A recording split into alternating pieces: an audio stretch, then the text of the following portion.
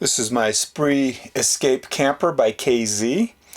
It's a 16-foot model and has a little NT16 SEQ or NT20 SEQ furnace. I'm not sure which one.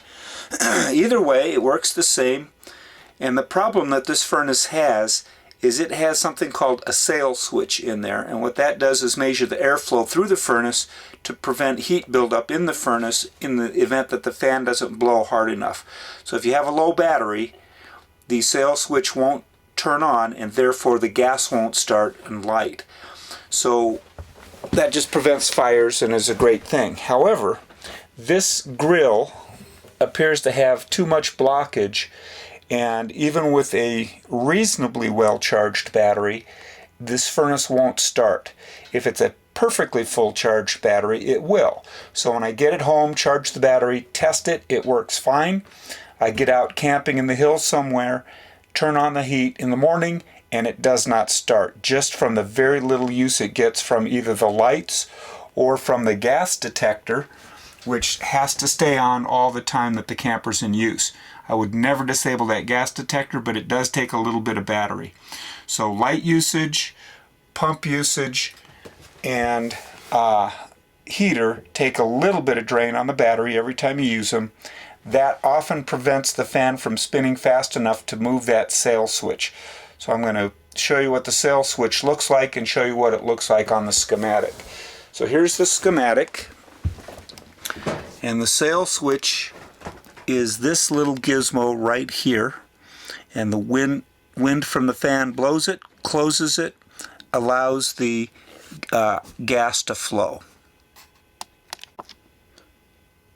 Okay, here's the furnace with the cover off, and let's look in the front, and this is where we'll be able to see the sail switch way down in there. If I can get the camera lined up right, I'm sorry about that. Okay, there it is. Let me zoom in on it.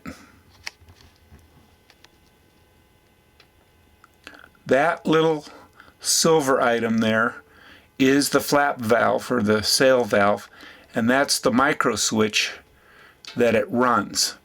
So if there's not enough airflow through there for that little silver gizmo to blow forward, this furnace won't start.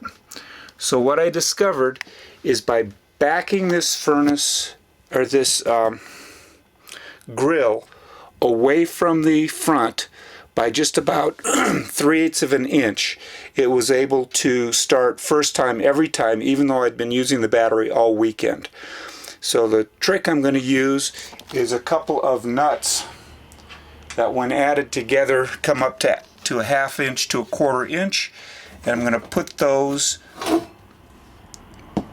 where the grill screw comes through the grill, like that, and that's going to shim out this grill about somewhere between a 1/4 and a 1/2 an inch away from the front of the furnace, and that will allow enough extra ventilation around the edges so that even if the battery is not 100%, it'll allow that airflow and turn that sail switch and allow it to start each and every time. I do not want to be up fishing in the middle of October, November sometime when it's cold and not have this heater start first time.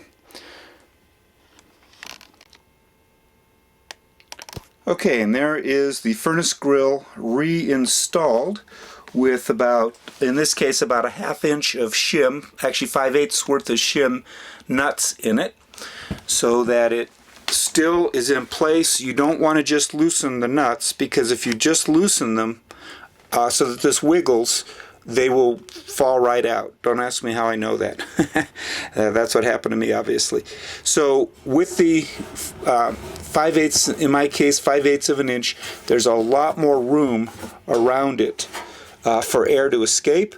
That sail valve will close each and every time until you get to a truly low battery that it shouldn't start, and all is well. So hopefully this winter we'll have no heater problems. Simple, cheap, essentially free solution. I just happen to have some nuts and threw them in there till they added up to about 1/2 an inch, in my case a little bit more. Thanks. Hope that makes a difference for your camper as well.